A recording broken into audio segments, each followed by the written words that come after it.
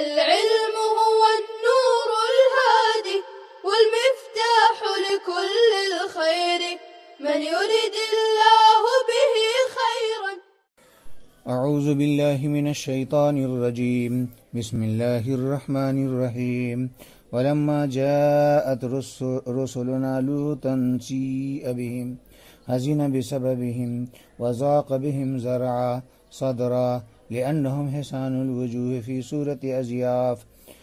سورة أزياف فخاف عليهم قومه وقال هذا يوم عصيب شديد وجاءه قومه لما علموا بهم يسرعون إليه ومن قبل مجيئهم كانوا يعملون السيئات هي إتيان الرجال في الأدبار قال لوط يا قوم هؤلاء بناتي فتزوجوهن هن أطهر لكم فاتقوا الله ولا تخزوني في ضيفي أزيافي أليس منكم رجل رشيد يأمر بالمعروف وينهى عن المنكر قالوا لقد علمت ما لنا في بناتك من حاجة وإنك لتعلم ما نريد من إتيان الرجال قال لو أن لي بكم قوة طاقة أو آوي إلى ركن شديد عشيرة تنصرني لبطشت بكم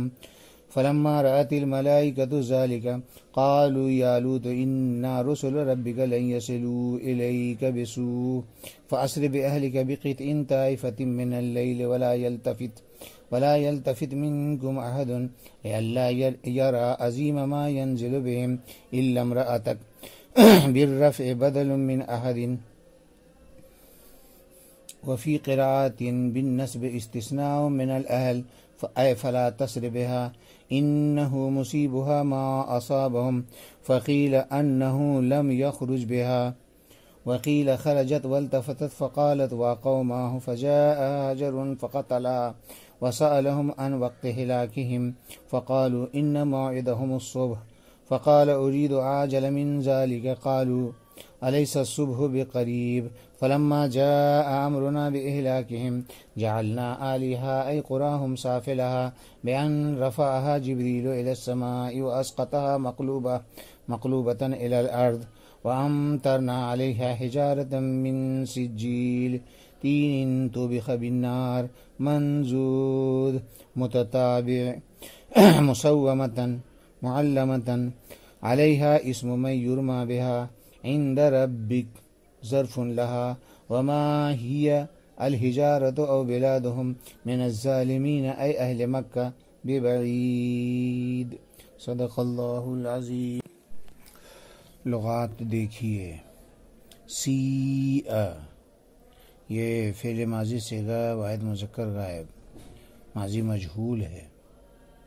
نصر سے آتا ہے سوءً تکلیف پہنچانا طبیعت کو مقدر کرنا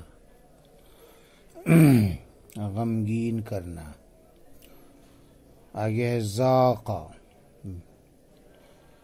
یہ ضرب سے فعل ماضی واحد مذکر غائب ہے. ذاق یذیق ذیقاً تنگ ہونا.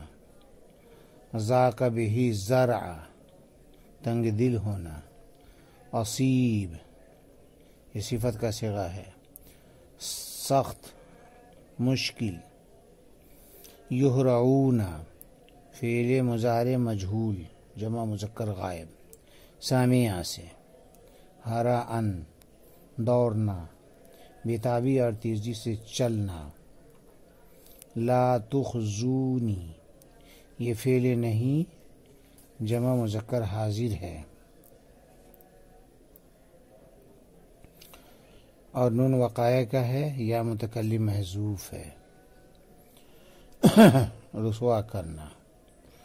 رشید اللہ کا نام ہے اسماء حسنہ میں سے ہے. ہدایت یافتہ ہونا راہ راست والا ہونا راہ راست پر قائم ہونا. رکن سہارا ستون جمع ارکان. ان موعدہم الصبح موعد وعدہ کا وقت یہ اس میں ظرف ہے. وعدہ یعید وعدن وعدہ کرنا. سجیل कंकर, खनकती हुई मिट्टी, वो मिट्टी का टुकड़ा जिसको आग में पका दिया गया हो। मंजूद, तरतीबवार, मुरत्तब, लगातार। नज़द से है, ज़रब से मुस्तामल है, उसी से इसमें मफूल है। मुसव्वमतन, ये भी इसमें मफूल का सिगा है, बाब तफ़ील से। सव्वमा युसव्विम, तस्वीम, निशान लगाना। तर्जमा देखिए। और जब हमारे फरिश्ते हज़रत लूत अलैहिस्सलाम के पास आए तो हज़रत लूत अलैहिस्सलाम उनके आने की वजह से गमगीन हुए और उनका दिल तंग होने लगा, इसलिए कि वो मेहमानों की शक्ल में बड़े खूबसूरत लोग थे। तो हज़रत लूत अलैहिस्सलाम ने अपनी कौम से उन पर अंदेशा महसूस किया और कहने लगे कि ये बहुत सख्त दिन है। और हज़रत लूत अलैहिस्सलाम के पास दौड़ते हुए उनकी कौम आई जब उन लोगों को इन मेहमानों के आने की खबर हुई, और उनके आने से पहले उनकी कौम बदफेली का अमल करती थी, यानी मर्दों के पास पीछे के रास्ते से ख्वाहिश पूरी करना।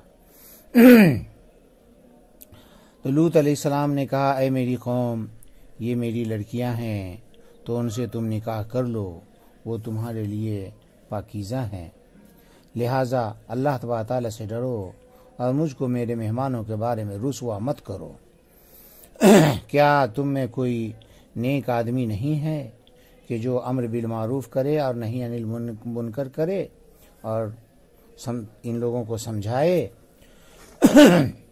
उन लोगों ने कहा कि यकीनन आपको तो मालूम है कि हमको आपकी लड़कियों से कोई मतलब नहीं है, उससे कोई हाजत नहीं है। आप तो जानते हैं वो चीज़ जो हम चाहते हैं, यानी मर्दों से ख्वाहिश पूरी करना।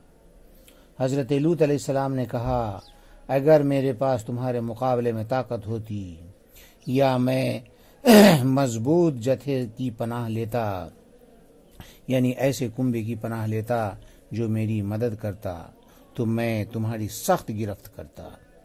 जब फरिश्तों ने देखा इस मंज़र को तो फरिश्तों ने कहा, ऐ लूत, बेशक हम तेरे परवरदिगार के भेजे हुए फरिश्ते हैं, वो हरगिज़ तुम्हारे पास बदसलूकी से, बदतमीज़ी से नहीं पहुंच सकेंगे। लिहाजा आप रात के आखिरी हिस्से में अपने अहल को लेकर के रातों रात चल दीजिए, और तुम में से कोई भी इस कौम की तरफ मुड़कर न देखे, ताकि उन पर नाजिल होने वाले बड़े अजाब पर उनकी नज़र न पड़े सिवाय आपकी बीवी के। ये इमरातुक रफ़ा के साथ अहद उनसे बदल है, और एक क़िरात में नसब के साथ है, अहल से इस मुस्तस्ना है, यानी फ़ला तसरे बेहा, यानी उनको साथ मत लीजिए। बेशक उस औरत पर वही अजाब पड़ने वाला है जो कौम पर आएगा। बाज़ लोगों ने कहा कि हज़रत लूत अलैहिस्सलाम उसको लेकर नहीं निकले, और बाज़ लोगों ने कहा कि वो औरत भी निकली और पीछे मुड़ मुड़ कर देखने लगी, तो कहने लगी, वाह कौमा, है मेरी कौम। तो उस पर भी एक पत्थर आया और उसको कत्ल कर दिया। और हज़रत लूत अलैहिस्सलाम ने फरिश्तों से वक्त के बारे में सवाल किया, तो उन लोगों ने कहा कि बेशक उनके वादे का वक्त सुबह का वक्त है। तो हज़रत लूत अलैहिस्सलाम ने कहा कि मैं इससे भी जल्दी चाहता हूँ। तो उन फरिश्तों ने कहा कि क्या सुबह का वक्त करीब ही आने वाला नहीं है? तो जब हमारा फ़ैसला अज़ाब और उनको हलाक करने का फ़ैसला का वक्त आ गया, तो हमने उनके बस्तियों के ऊपर वाले हिस्से को नीचे और नीचे वाले हिस्से को ऊपर कर दिया। वहीं तौर के जिब्रील अलैहिस्सलाम ने उन बस्तियों को आसमान की तरफ उठाया और उसको पलट कर ज़मीन की तरफ गिरा दिया, और हमने उन पर पत्थरों की बारिश बरसाया जो खनकती हुई मिट्टियों से बना हुआ था, जो लगातार बरसने वाला था। جس پر علامتیں لگائی ہوئی تھیں، یعنی اس پر اس شخص کا نام لکھا ہوا تھا جس کے ذریعے اس کو قتل کیا جائے گا، تیرے پروردگار ہی کے پاس سے۔ عند ربک کا یہ ظرف ہے، اور یہ پتھر یا ان کے شہر ان ظالموں سے یعنی اہل مکہ سے دور نہیں ہیں۔ گزشتہ آیات میں چوتھا قصہ تھا جو حضرت ابراہیم علیہ السلام اور ملائکہ سے متعلق تھا۔ آگے کی آیت میں حضرت لوط علیہ السلام کا قصہ ذکر کیا جا رہا ہے جو حضرت لوط علیہ السلام اور ان کی قوم سے متعلق ہے۔ حضرت لوط علیہ السلام حضرت ابراہیم علیہ السلام کے بھتیجے یا بھانجے تھے۔ ان کو اہل سدوم کی طرف اللہ تبارک تعالیٰ نے نبی بنا کر بھیجا۔ یہ سدوم ہمس کے قریب ایک بستی تھی۔ اس کے آس پاس اور بھی کچھ گاؤں تھے جن کی مجموعی آبادی تقریباً 4 لاکھ تھی، سوائے اہل ایمان کے سب ہلاک کر دیے گئے۔ چنانچہ فرمایا جا رہا ہے وَلَمَّا جَاءَتْ رُسُلُنَا لُوطًا سِیءَ بِهِمْ حَزِنَ بِسَبَبِهِمْ، کہ جب ہمارے فرشتے حضرت لوط علیہ السلام کے پاس آئے، آپ ان کے آنے کی وجہ سے غم میں پڑ گئے اور ان کی وجہ سے تنگ دل ہونے لگے۔ یعنی حضرت ابراہیم علیہ السلام کے گھر سے فرشتوں کا قافلہ حضرت لوط علیہ السلام کے یہاں جانے کے لیے روانہ ہوا۔ جب حضرت لوط علیہ السلام کی بستی میں پہنچے تو حضرت لوط علیہ السلام اس وقت اپنے گھر تشریف فرما تھے، چنانچہ فرشتے گھر تشریف لائے تو ان کے آمد کی کسی کو خبر نہ ہوئی سوائے حضرت لوط علیہ السلام کی بیوی کے، کہ جب اس کو ان فرشتوں کی آمد کی اطلاع ہوئی تو وہ قوم میں جا کر فرشتوں کے بارے میں بتلا دیا کہ قوم سنو، لوط کے گھر میں بڑے خوبصورت لوگ آئے ہیں کہ ان سے زیادہ خوبصورت آدمی میں نے کبھی نہیں دیکھا، لہٰذا جاؤ اور اپنی ہوس پوری کرو۔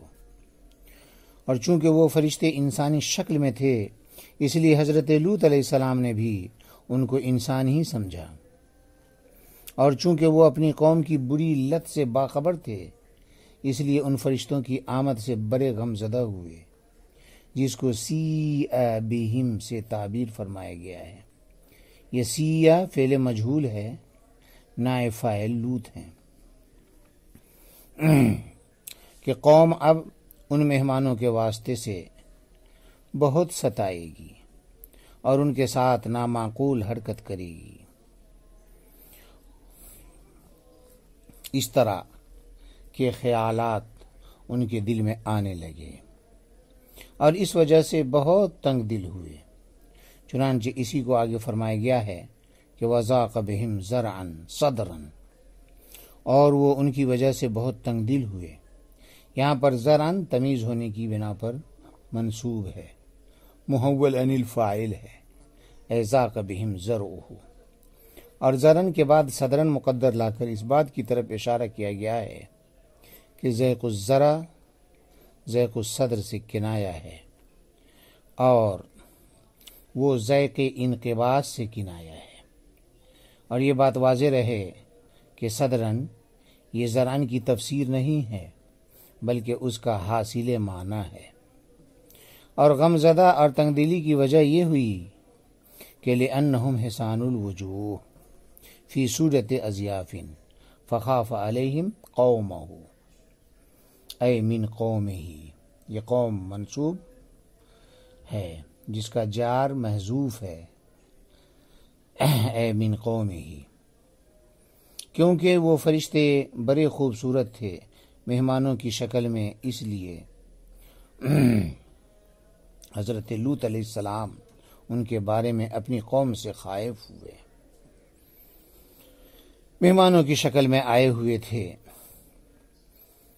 اور انسان کی شکل میں آئے ہوئے تھے مہمان بن کر، تو حضرت لوط علیہ السلام کو ان کے بارے میں اپنی قوم سے اندیشہ ہوا، کہنے لگے ھذا یوم عصیب شدید، کہ آج کا دن بہت ہی سخت دن ہے، کہ ایک تو ان مہمانوں کی خوبصورتی، دوسرے قوم کی یہ بری لت، تیسرے میں تنہا۔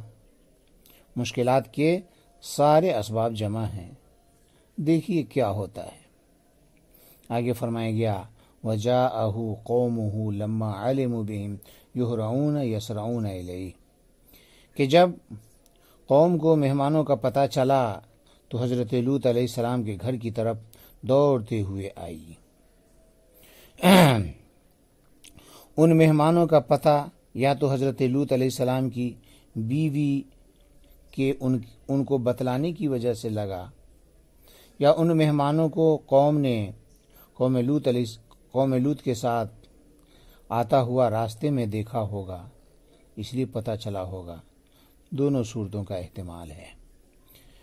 بہرحال یہ تو ان کے عمل کا بیان تھا، آگے ان کی عادت کا بیان ہے کہ وَمِن قَبْلُ اے قبل مجیئہم کانوا یعملون السیئات ہی اتیان الرجال فی الادبار کہ قوم لوط مہمانوں کے آنے سے پہلے ہی نامعقول حرکتوں کی عادی تھی، اور وہ مرد کا پیچھے کے راستے سے اپنی خواہش کو پوری کرنا تھا۔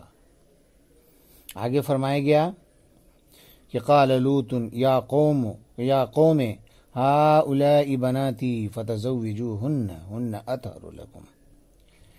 یہاں پر جو اطہرو ہے اس میں تفضیل کا معنی نہیں ہے، بلکہ یہ گندگی کے مقابلے میں پاکیزگی کا بیان ہے کہ حضرت لوط علیہ السلام نے کہا اے میری قوم، یہ میری بیٹیاں ہیں تو تم ان سے شادی کر لو، وہ تمہارے واسطے پاکیزہ ہیں۔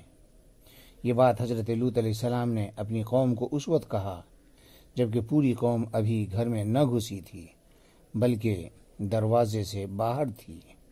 اس وقت حضرت لوط علیہ السلام نے اپنی بے بسی محسوس کی اور کہا کہ لو ان لی بکم قوۃ او آوی الی رکن شدید۔ جب قوم نے حضرت لوط علیہ السلام سے یہ جملہ سنا تو حضرت لوط علیہ السلام کی کمزوری اور بے بسی کو محسوس کر لیا، پھر تو دیوار تڑپ تڑپ کر گھر میں داخل ہو گئے۔ یا یہ کہ بقول بعض فرشتوں نے جب یہ منظر دیکھا کہ قوم دروازے سے باہر بھیڑ لگا رہی ہے، طرح طرح سے حضرت لوط علیہ السلام کو ستا رہی ہے، تو حضرت لوط علیہ السلام کو کہا اِنَّا رُسُلُ رَبِّكَ لَن يَصِلُوا إِلَيْكَ کہ آپ فکر کیوں کرتے ہیں، ہم کوئی انسان تھوڑا ہی ہیں کہ ہمارے ساتھ وہ بدتمیزی کریں گے۔ ہم انسان نہیں ہیں، فرشتے ہیں، وہ تو آپ تک نہیں پہنچ سکتے، لہٰذا دروازہ کھول دیں۔ چنانچہ حضرت لوط علیہ السلام نے دروازہ کھول دیا۔ اس طرح قوم اندر آ گئی تو حضرت جبریل علیہ السلام نے اللہ سے ان کے عقوبت کے واسطے اجازت طلب کیا۔ اللہ نے اجازت دے دی۔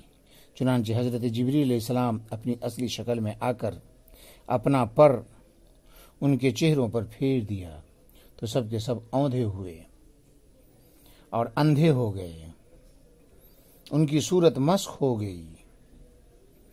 اس طرح وہ بھاگنے کی راہ سے بھی بے خبر ہو گئے اور ادھر ادھر یہ کہتے ہوئے بھاگنے لگے کہ النجات فی بیت لوط سحرۃ سحرون۔ بہرحال حضرت لوط علیہ السلام نے یہ جو کہا ہؤلاء بناتی، اس سے ان کی اپنی لڑکی بھی مراد ہو سکتی ہے، تو مطلب یہ ہوگا کہ اے سردارو، میری یہ سگی بیٹیاں ہیں، ان سے نکاح کر لو اور جائز طریقے سے اپنی خواہش پوری کرو، لیکن اس بری حرکت سے تم باز آ جاؤ۔ وہ تو کافر تھے، پھر حضرت لوط علیہ السلام نے اپنی بیٹی سے شادی کرنے کی ترغیب کیوں دی؟ اس کا جواب یہ ہے کہ اس زمانے میں مسلمان لڑکی کا نکاح کافر سے جائز تھا، اور یہ حضور پاک صلی اللہ علیہ وسلم کے ابتدائی زمانے تک رہا کہ یہی حکم آپ صلی اللہ علیہ وسلم کے ابتدائی زمانے میں بھی باقی تھا۔ اس لیے آپ صلی اللہ علیہ وسلم نے بھی اپنی 2 صاحبزادیوں کا نکاح کیا کافر سے۔ ایک صاحبزادی عتبہ بن ابی لہب کی زوجیت میں تھی، دوسری صاحبزادی ابو العاص بن ربیع کی زوجیت میں تھی، حالانکہ یہ دونوں کفر پر تھے۔ بعد میں مسلمان عورت کا نکاح کافر مرد سے حرام قرار دیا گیا۔ یا ہاؤلائے بناتی سے مراد اپنی سگی بیٹی نہیں بلکہ پوری قوم کی لڑکیاں ہیں۔ تو ان کو حضرت لوط علیہ السلام نے بناتی اس لیے کہا کہ حضرت لوط علیہ السلام نبی تھے، اور نبی اپنی قوم کا روحانی باپ ہوتا ہے، اور قوم نبی کی روحانی اولاد ہوتی ہے۔ اس اعتبار سے قوم کی لڑکیوں کو بناتی کہنا درست ہوا۔ حاصل یہ ہوا کہ قوم کی بہت ساری لڑکیاں تمہارے لیے حلال ہیں، ان سے تم شادی کرو اور اپنی خواہش پوری کرو، مردوں کے ساتھ نامعقول حرکت نہ کرو، خاص طور پر ہمارے مہمان کے ساتھ۔ چنانچہ فرمایا گیا فاتقوا اللہ ولا تخزونی تفضحونی فی ضیفی اضیافی، کہ اللہ سے ڈرو اور مجھ کو میرے مہمانوں کے متعلق رسوا نہ کرو۔ فاتقوا اللہ کہہ کر اللہ سے ڈرنے کی ترغیب دی، ولا تخزونی کہہ کر قوم سے عاجزانہ درخواست کی۔ آگے فرمایا گیا الیس منکم رجل رشید یامر بالمعروف وینہی عن المنکر، کہ کیا تم میں کوئی بھی شریف آدمی نہیں ہے جو امر بالمعروف کرے اور نہی عن المنکر کرے۔ اس جملے میں جو استفہام ہے یہ استفہام برائے توبیخ ہے، اسے توبیخ اور زجر مقصود ہے۔ آگے فرمایا گیا قالوا قد علمت ما لنا فی بناتک من حق حاجت وانک لا تعلم ما نرید من اتیان الرجال، کہ ان لوگوں نے کہا کہ آپ کو تو معلوم ہی ہے کہ ہم کو آپ کی لڑکیوں کی کوئی ضرورت نہیں ہے، ہم جو کرنا چاہتے ہیں وہ آپ کو خوب معلوم ہے، یعنی مردوں سے خواہش پوری کرنا۔ یہ جواب تھا قوم کی طرف سے۔ ذرا غور کیجئے، قوم کی طرف سے ایسا جواب ہے یہ جس میں شرافت و انسانیت کا خون ہو رہا ہے، خون کر کے اس کو زیر زمین دفن کیا جا رہا ہے، شرافت و انسانیت کا بالکل اثر بھی باقی نہیں ہے۔ بہرحال آگے فرمایا گیا قال لو ان لی بکم قوة طاقة او آوی الى رکن شدید عشیرۃ تنصرنی لبطشت بکم، کہ اگر مجھ کو تمہارے مقابلے میں کوئی قوت طاقت ہوتی یا کوئی جتھا اور جماعت ہوتی، یعنی کنبہ ہوتا جو میری مدد کرتا، تو میں تمہاری زبردست پکڑ کرتا۔ یہاں پر لبطشت بکم یہ لو کا جواب ہے جو محذوف ہے، جس کو مفسر علام نے مقدر نکالا ہے۔ حضرت لوط علیہ السلام کے زبان سے انتہائی گھبراہٹ اور پریشانی میں بے ساختہ یہ الفاظ نکلے کہ اگر بذات خود تم سے مقابلہ کرنے کی طاقت ہوتی یا کوئی طاقتور اور مضبوط پناہ دینے والا ہوتا، یعنی میرا کنبہ اور جتھا ہوتا، تب تو میں تم سب سے نمٹ لیتا۔ حدیث میں ہے کہ آپ صلی اللہ علیہ وسلم نے فرمایا یرحم اللہ لوطا لقد کان یاوی الی رکن شدید، کہ خدا حضرت لوط علیہ السلام پر رحم فرمائے، بے شک وہ مضبوط اور مستحکم پناہ حاصل کر رہے تھے، یعنی خداوند قدوس کی۔ لیکن ادھر دھیان نہیں گیا، کیونکہ حد درجہ تنگی میں پڑ گئے تھے، اس لیے ادھر خیال نہ آیا، بے ساختہ ظاہری اسباب پر نظر چلی گئی۔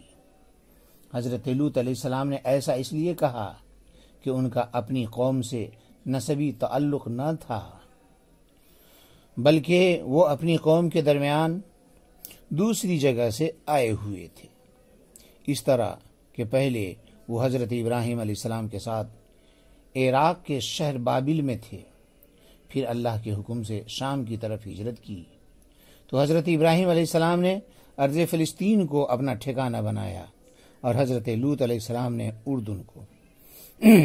پھر اللہ نے ان کو اہل سدوم کی طرف رسول بنا کر بھیجا۔ معلوم ہوا کہ ان کا اپنی قوم سے نسبی تعلق نہ تھا، من قوم ہی نہ تھے، کیونکہ وہ صدوم میں پردیسی تھے۔ اس وقت سے اللہ تعالیٰ نے رسول کو مبعوث کرنے میں اس بات کا لحاظ فرمایا کہ ہمیشہ قوم کے ہی فرد کو رسول بنایا۔ آگے فرمایا گیا فلما رأت الملائکۃ ذالک قالوا یا لوط انا رسل ربک لن یصلوا الیک بسوء، بس فرشتوں نے جب یہ منظر دیکھا کہ حضرت لوط علیہ السلام بہت گھبرائے ہوئے ہیں اور مضطرب و بے چین ہیں، تو کہنے لگے اے لوط، ہم آپ کے رب کے فرستادہ فرشتے ہیں، آپ کو تکلیف پہنچانے کی غرض سے وہ ہرگز نہیں پہنچ سکتے، اس لیے گھبرانے اور اندیشہ کرنے کی کوئی ضرورت نہیں ہے۔ یعنی ہم انسان نہیں ہیں بلکہ فرشتہ ہیں، ہمارا تو خاک نقصان کریں گے، آپ کا بھی کچھ نقصان نہیں کر سکیں گے۔ ان کا خاتمہ اب مقدر ہو چکا ہے، ہم ہی ان کے واسطے عذاب لے کر آئے ہیں، لہٰذا ان میں سے کوئی بچنے والا نہیں ہے۔ لہٰذا آپ اپنے کو اور اپنے اہل کو بچانے کے لیے فَأَسْرِ بِأَهْلِكَ بِقِطْعٍ طَائِفَةٍ مِّنَ اللَّيْلِ وَلَا يَلْتَفِتْ مِنكُمْ أَحَدٌ لِئَلَّا يَرَىٰ عَظِيمَ مَا يَنزِلُ بِهِمْ إِلَّا امْرَأَتَكَ، تو آپ اپنے اہل و عیال کو رات کے آخری حصے میں لے کر یہاں سے نکل جائیں، اور تم میں سے کوئی بھی پیچھے مڑ کر نہ دیکھے تاکہ ان پر نازل ہونے والے بڑے عذاب کو نہ دیکھ سکے سوائے تمہاری عورت کے۔ یعنی سب کے سب یہاں سے راتوں رات بھاگ نکلو، کیونکہ بوقت صبح ان پر عذاب نازل ہوگا، اور اپنے اہل کو یہ ہدایت کر دو کہ کوئی بھی پیچھے مڑ کر نہ دیکھے، جو دیکھے گا وہ اسی عذاب کا شکار ہو جائے گا۔ امراتک میں 2 قرات ہے، اول یہ کہ عہد ان سے بدل ہو تو مرفوع ہوگا، اس صورت میں معنی ہوگا غیر امراتک فإنہا تلتفت، کہ آپ کی عورت دیکھے گی، مڑے گی۔ دوم یہ کہ اہلکہ سے مستثنیٰ ہو تو منصوب ہوگا، اس صورت میں معنی ہوگا فلا تسر بہا، کہ اپنے اہل کو لے کر چل، اپنے عورت کو مت لے کر مت چل، کہ اس کو ساتھ لے کر مت چلنا بلکہ اس کو یہیں چھوڑ دینا۔ آگے فرمایا گیا انہو مصیبہا ما اصابہم، کہ تمہاری کافرہ عورت کو وہی عذاب پہنچنے والا ہے جو قوم کو پہنچنے والا ہے، چنانچہ ایسا ہی ہوا کہ وہ عذاب میں پھنس کر رہ گئی۔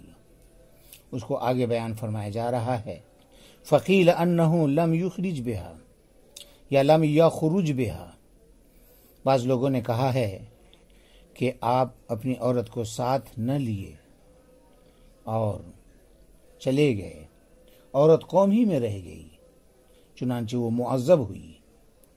وقیل خرجت والتفتت فقالت وا قوما فجاءها حجر فقتلها، اور بعض لوگوں نے کہا ہے کہ وہ حضرت لوط علیہ السلام کے ساتھ نکلی لیکن مڑ مڑ کر دیکھتی رہی، پھر قوم کی ہلاکت دیکھ کر کہنے لگی وا قوما، ہائے میری قوم۔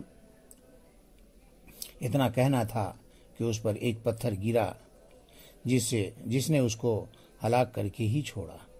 آگے فرمایا گیا وَسَأَلَهُمْ عَنْ وَقْتِ هِلَاكِهِمْ، کہ حضرت لوط علیہ السلام نے اپنی قوم کی ہلاکت کا وقت فرشتوں سے دریافت کیا، تو فرشتوں نے جواب دیا فَقَالُوا إِنَّ مَوْعِدَهُمُ الصُّبْحُ، کہ بے شک ان کے عذاب کے وعدے کا وقت صبح کا وقت ہے، یعنی عذاب صبح کے وقت آئے گا۔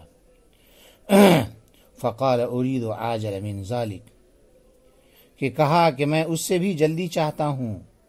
قالوا الیس الصبح بقریب، فرشتوں نے کہا کہ کیا صبح کا وقت جلدی آنے والا نہیں ہے، یعنی جلد ہی آئے گا۔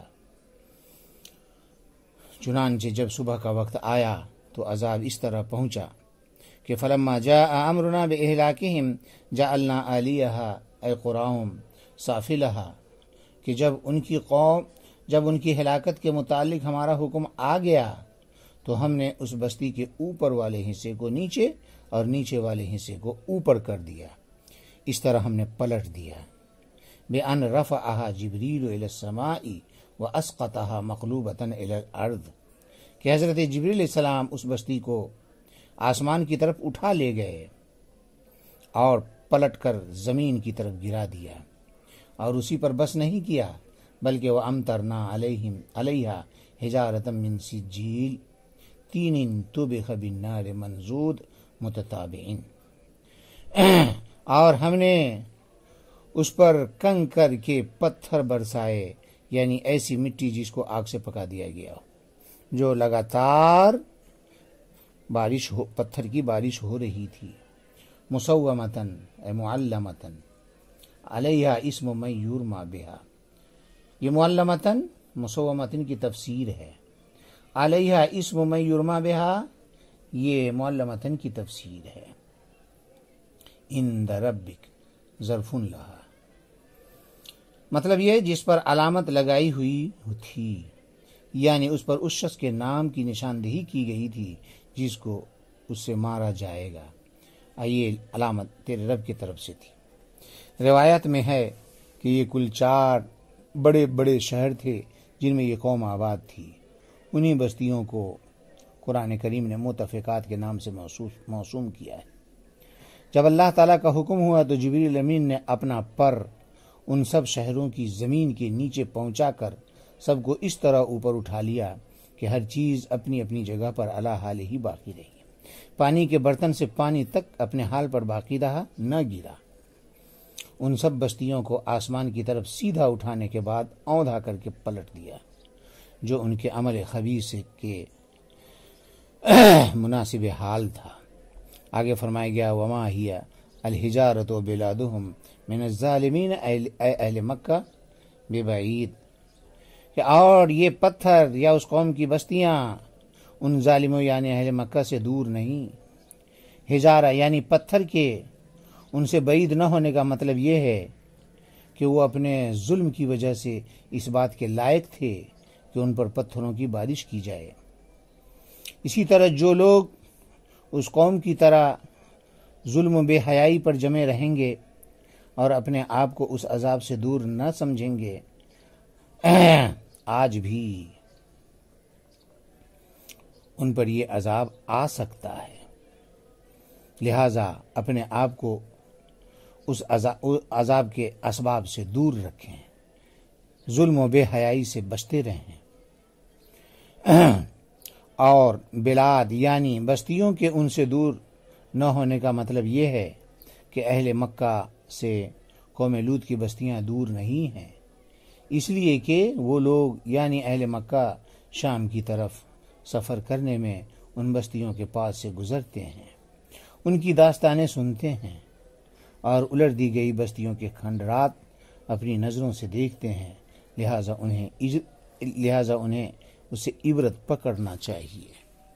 وآخر دعوانا السلام عليكم، لا تنسوا الاعجاب بالفيديو والاشتراك في القناة تشجيعا لنا لنستمر بنشر المزيد إن شاء الله.